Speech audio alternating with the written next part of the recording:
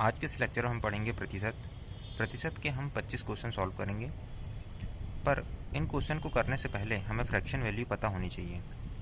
तो जितने भी इम्पोर्टेंट फ्रैक्शन वैल्यू हैं उन्हें अभी हम सॉल्व करके देखेंगे और इसे आप बार बार प्रैक्टिस करिएगा जिससे आपको ये याद हो जाए। तो चलिए शुरू करते हैं। सबसे पहली वैल्यू है 1/2। 1/2 को हम 50% लिख सकते हैं, ठीक है। इसके बाद है 1/3।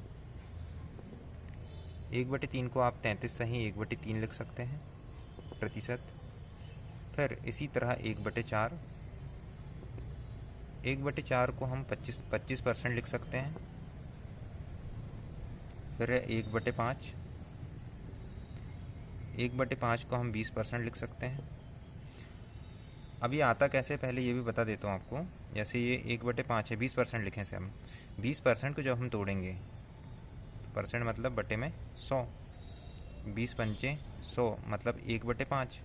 तो इस तरह से हमें करना है, ठीक है। इसी तरह हम 1/6 को 16 सही 2/3% लिख सकते हैं। फिर 1/7 को 14 सही 2/7% लिख सकते हैं। 1/8 को 12 सही 1/2% लिख सकते हैं।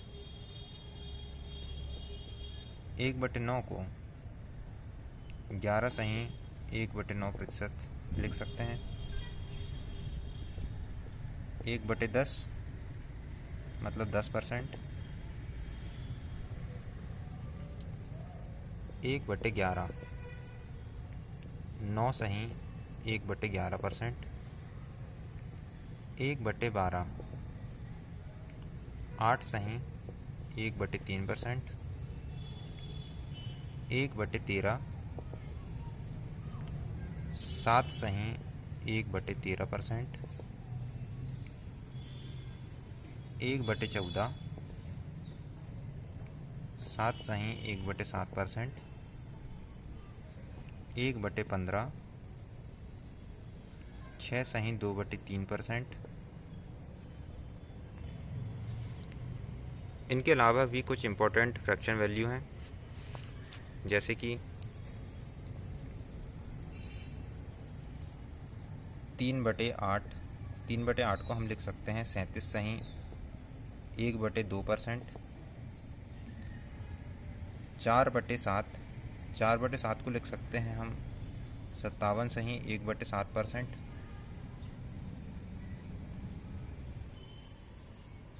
और 1/25 को लिख सकते हैं हम 4%।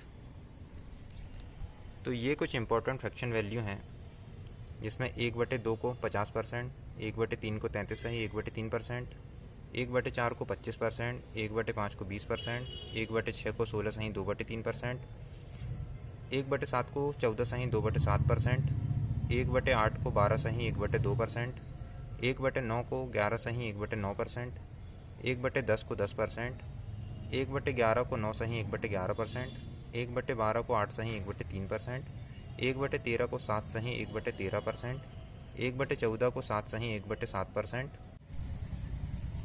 1/15 को 6 सही 2/3%। इसी तरह 3/8 को 37 सही 1/2%, 4/7 को 57 सही 1/7%, 1/25 को 4%। पहला प्रश्न दिया हुआ है, किसी संख्या में 164 जोड़ने पर प्राप्त संख्या अपने आप का 157 सही 1/7% बन जाती है। तो हमें वो संख्या ज्ञात करना है। देखिए, सबसे पहले तो 157 सही 1/7 को हम सॉल्व करेंगे। 157 सही 1/7%। अब चूंकि हमने अभी देखे थे सारी फ्रैक्शन वैल्यू, उसमें हमें ये नहीं पता कि 157 सही 1/7 की फ्रैक्शन वैल्यू होती क्या है, क्योंकि हमने पिछली साइड में देखे जितनी भी वैल्यू थी सब छोटी थी, इस तरह की कोई वैल्यू नहीं थी। इस तरह के प्रश्नों को सॉल्व करने के लिए आपको पहले इसे 157 को तोड़ना पड़ेगा। 157 को हम क्या लिख सकते हैं, 100% लिख सकता हूँ प्लस 57 सही 1/7%। क्या मैं इसको जोड़ूंगा तो यही प्राप्त होगा, है ना। अब चूंकि यहाँ पे 100% आ गया, 100% को मैं 1 लिख सकता हूँ। क्यों लिख सकता हूँ? क्योंकि 100% परसेंट मतलब बटे में 100, 100 बटे 100 मतलब क्या हो गया, 1 हो गया। इसलिए मैं यहाँ पर 1 लिख सकता हूँ, धन का धन। ठीक है। अब 57 सही 1/7, इसकी फ्रैक्शन वैल्यू आप याद कर लो। 57 सही 1/7% को लिख सकते हैं हम 4/7। अगर याद ना हो तो 7 में 57 का गुणा करना, 1 जोड़ना, ठीक है, और परसेंट मतलब बटे में 100। इसको जब सॉल्व करेंगे तो 4/7 आपको प्राप्त होगा। तो यहाँ पर मैं लिख लेता हूँ 4/7। ठीक है। अब इसका एलसीएम लेना है आपको। इसके बटे में कुछ नहीं है, मतलब 1 है, ऐसा लिख सकते हैं हम। और ये 4/7, इसको सॉल्व कर लो आप।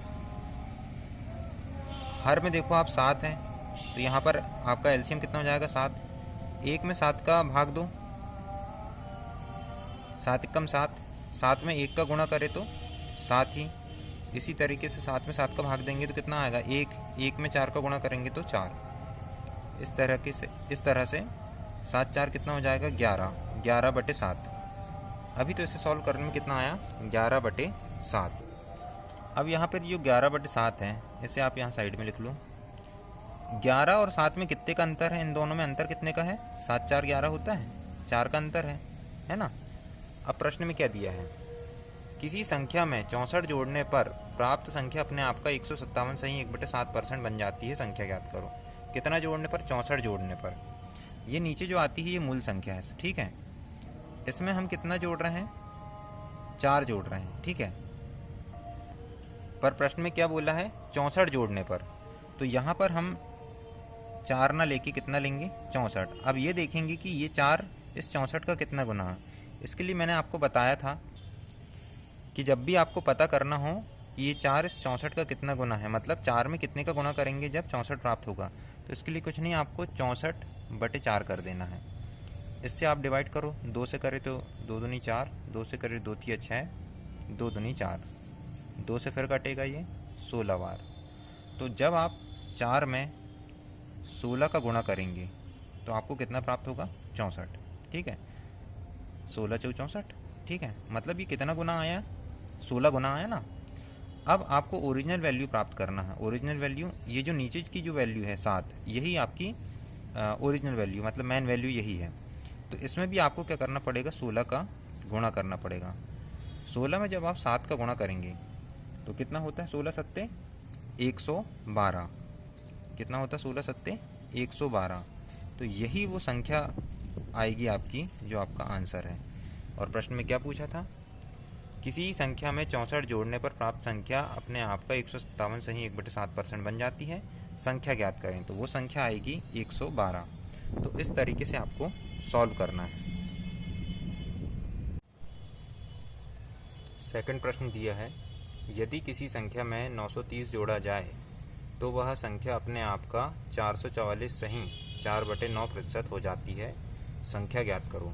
ये प्रश्न भी पहले ही प्रश्न की तरह है, बस इसमें यहाँ पर 444 सही 4/9% की अपन को फ्रैक्शन वैल्यू निकालनी है। क्योंकि हमें इसकी डायरेक्ट वैल्यू नहीं पता है, इसलिए हम पहले इसे 2 भागों में तोड़ेंगे, जैसे हमने पिछले प्रश्न में किए थे। चलिए देखते हैं। सबसे पहले मैं लिख लेता हूँ 444 सही 4/9%। अब ये 444 है, क्या मैं इसमें से 400 अलग कर सकता हूँ? मैंने इसमें से 400% अलग कर लिया। अब यहाँ पर क्या बचा, 44 सही 4/9%। अब अगर इनको आपस में जोड़ेंगे तो यही संख्या हमें प्राप्त होगी। इसे हमने 2 भागों में तोड़ लिया।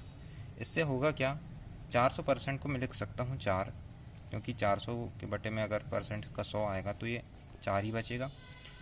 और जब इसको सॉल्व करेंगे, 9 का गुणा करना है 44 में, 396 आएगा। 396 में जब 4 जोड़ेंगे तो हो जाएगा 400। बता देता हूँ आपको, जैसे जब आप 44 गुणित 9 करेंगे तो कितना आएगा, 396। ठीक है।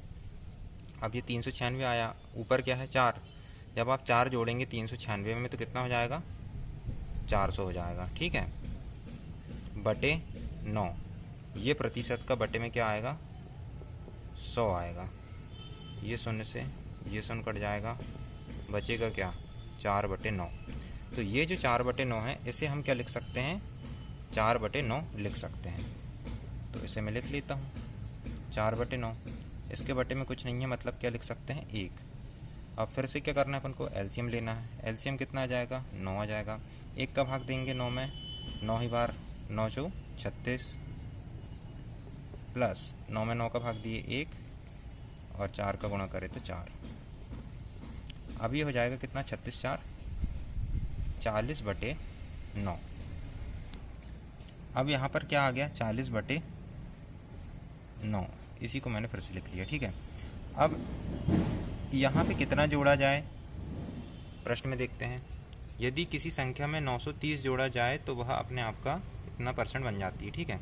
930 जोड़ा जाए, पर यहाँ कितना अंतर है, 9 में कितना जोड़ेंगे तब 40 होगा 31, ठीक है।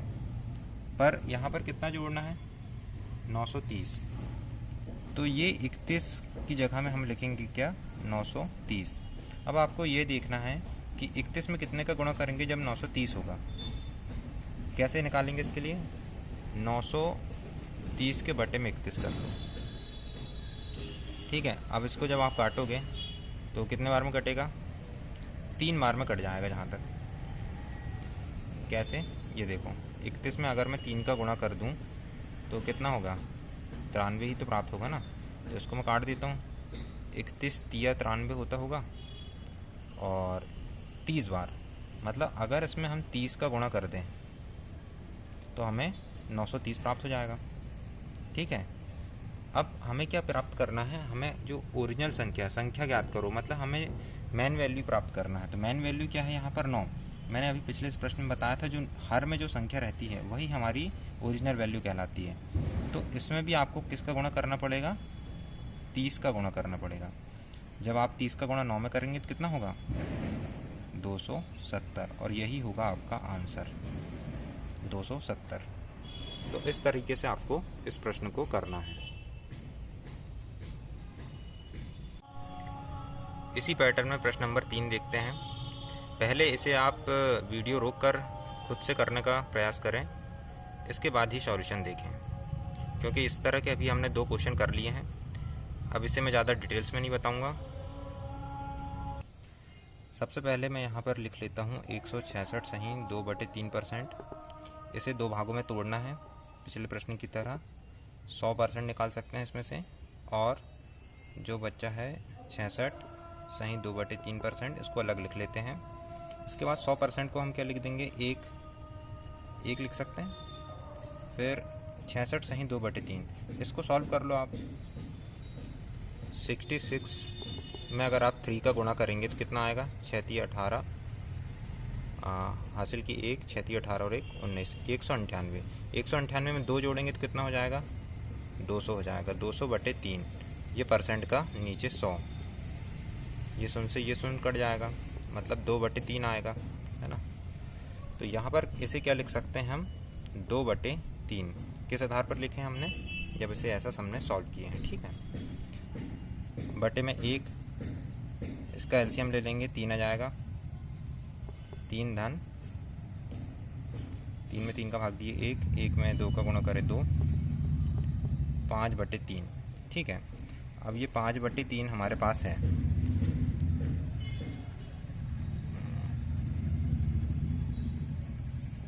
5/3, ठीक है। प्रश्न में क्या दिया है, यदि किसी संख्या में 20 जोड़ा जाए तो वह अपने आप का इतना % हो जाती है, ठीक है। कितना 20 जोड़ा जाए, तो यहाँ पर देख लो कितना जोड़ना पड़ रहा है, सिर्फ 2 जोड़ना पड़ रहा है, ठीक है। पर 2 नहीं, हमें कितना चाहिए, हमें चाहिए 20, क्योंकि प्रश्न में 20 दिया है।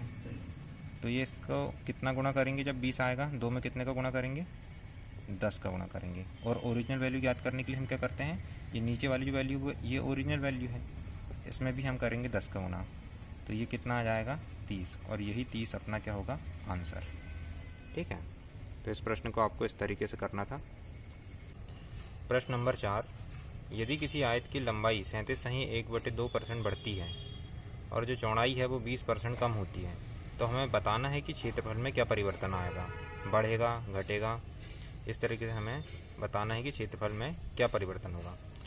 चलिए सबसे पहले इसमें की जो फ्रैक्शन वैल्यू है ये लिख के पहले से सॉल्व करते हैं। तो जैसा प्रश्न में दिया है, इसकी जो लंबाई है, लंबाई कितनी है 37.1/2%। ठीक है। अब जब आप इसे सॉल्व करेंगे तो आपको 3/8 प्राप्त होगा। आप इसे सॉल्व कर लीजिएगा। इसमें गुणा करना है और जोड़ना है। ठीक है, जैसा भी पिछले प्रश्न में करते थे अपन, ठीक उसी तरह से। फिर जो इसकी चौड़ाई है,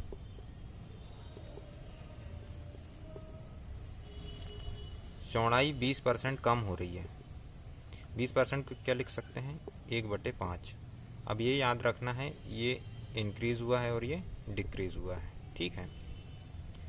अब इसे थोड़ा जमा कर लिख लेते हैं।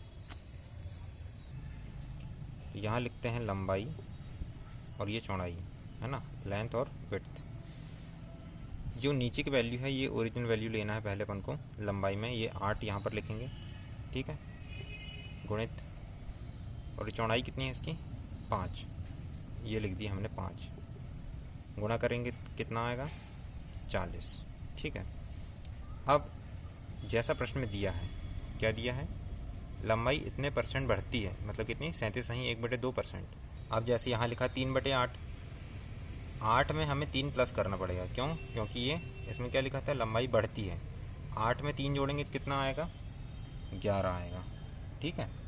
इसी तरह से अब ये डिक्रीज़ हुई है, यहाँ पे लिखा है चौड़ाई इतने परसेंट कम होती है। तो जब 5 में से 1 घटाएंगे, ये ऊपर की वैल्यू को प्लस माइनस करना है। ठीक है, जैसे इसमें करे थे, ऊपर क्या लिखा अंश में 3 लिखा है, तो 8 में हमने क्या करे 3 जोड़ दिए। क्यों जोड़ दिए? क्योंकि यहाँ बढ़ती लिखा था। अब इसी तरीके से 5 में हमें 1 माइनस करना है। क्यों? क्योंकि यहाँ चौड़ाई 20% कम है। कम है मतलब घटाना है, तो 5 में से 1 गए, ये हो जाएगा 4। जब इसका गुणा करोगे तो कितना आएगा 44। अब आप देखो यहाँ कितने का डिफरेंस आ रहा है, पहले 40 था, अब कितना हो गया 44 हो गया। कितने का अंतर आया? 4 का अंतर आया। मतलब पहले कम थी, फिर वो बढ़ गई, है ना कहीं इंक्रीज़ हुआ है। अब इसका क्षेत्रफल ज्ञात करते हैं कि उसमें कितना परसेंट बढ़ा है। ठीक है, उसे निकालेंगे। तो ये जो 4 आया है, पहले इसे एज इट इज़ जैसे कि वैसे लिख लो। जो ओरिजिनल वैल्यू थी, जिससे हमने 8 और 5, ये इसकी जो मेन वैल्यू है 8 और ये 5, इससे निकाले थे ना 40, इसे हमें यहाँ पर पुट करना है, गुणित 100। अब इसे सॉल्व कर लो। 4 से कटेगा ये 10 बार, और 10 से ये कटेगा कितना, 0 से 0। अब बचा क्या है यहाँ पे 10%। तो 10% क्या हुआ है, ये हुई है वृद्धि, है ना। क्या हुई है ये वृद्धि, मतलब इंक्रीज़ हो रहा है ये कहीं ना कहीं, है ना। तो इसका जो आंसर आएगा वो 10% आएगा। तो क्षेत्रफल में क्या परिवर्तन हुआ है, तो क्षेत्रफल में 10% की वृद्धि हुई है। ठीक है, तो इस तरीके से आपको सॉल्व करना था। प्रश्न नंबर 5 देखते हैं। ये पिछले प्रश्न की तरह है, बस इसमें वैल्यू को चेंज कर दिया गया है, जिसमें लंबाई में 62.1/2% की वृद्धि हुई है और चौड़ाई में 7.9/13% की कमी हुई है। तो आपको बताना है क्षेत्रफल में क्या परिवर्तन आएगा। ठीक है, एक बार इसे आप करने की कोशिश करें, इसके बाद इसका सॉल्यूशन देखें। तो सबसे पहले इसकी लंबाई जो है वो लिख लेते हैं 62.1/2%, और चौड़ाई जो है 7.9/13%। इनको सॉल्व कर लेते हैं। जब आप इसको सॉल्व करोगे कितना होगा, 62 में 2 का गुणा करना है आपको, ये हो जाएगा 124। 124 में जब आप 1 जोड़ेंगे तो कितना हो जाएगा, ये 125। 125/2, है ना, और प्रतिशत का 100 बटे में। ठीक है, अब इसको काट लो, 25 पंचे 125, 25 चौक 100, ये हो जाएगा 5/8। तो इसे मैं क्या लिख सकता हूँ 5/8, है ना। अब इसके बाद आपको इसे भी सॉल्व करना है। 13 सत्ते 91, 91 और 9 कितना हो गया 100, 100 से 100 कट जाएगा, इसे लिखना पड़ेगा आपको 1/13। ठीक है। अब जैसा पिछले प्रश्न में किए थे, लंबाई कितनी है 8, हर को देखना है आपको। ठीक है। इसमें कितना है 13। जब आप इसका गुणा करेंगे कितना आएगा 13 अट्ठे 104। अब यहाँ पे क्या हो रहा है, इंक्रीज मतलब बढ़ रहा है, और इसमें चौड़ाई में कम हो रहा है। तो बढ़ रहा है मतलब प्लस, और कम हो रहा है मतलब माइनस। ठीक है। 8 में 5 जोड़ेंगे कितना आएगा 13 ही आएगा, और 13 में से जब 1 माइनस करेंगे तो कितना आएगा 12 आएगा। ठीक है। अब इसका गुणा कर लो आप। अब 12 का पहाड़ा पढ़ लो। 12 तो ये कितना होता है 36, 36 का हो गया 6, हासिल की 3, 12 कम 12, 12 और 3 15, है ना, 156। ठीक है। अब इसमें अंतर कितने का है, 156 और 104 में कितने का अंतर है, यहाँ निकाल लो। 156 में और 104 में कितने का अंतर है, 6 में 4 गए 2, 5 का 5 ही 5, और ये 0, है ना। तो यहाँ पे अंतर जो आया है वो आया है 52 का। ठीक। बस अब आपको क्या करना है, आपने देखे पहले 104 था, 156 हो गया, मतलब कहीं ना कहीं बढ़ा है ना, तो क्षेत्रफल में इंक्रीज़ हुआ है। अब कितना इंक्रीज़ हुआ वो निकाल लेते हैं। अब ये 52 को जैसे के वैसे लिखना है आपको। अब यहाँ जो वैल्यू आई थी उसे लिख लेते हैं 104 गुणित 100। अब 13 का पहाड़ा पढ़ लो। 13 चौ 52, 13 अट्ठे 104, 4 से काटे एक बार, 4 दूनी 8, 2 से काटे इसे 50 बार। तो देखा जाए तो इसमें 50% का इंक्रीज़ हुआ है ना, 50% क्षेत्रफल बढ़ा है। तो इस तरीके से आपको इस पूरे प्रश्न को हल करना था।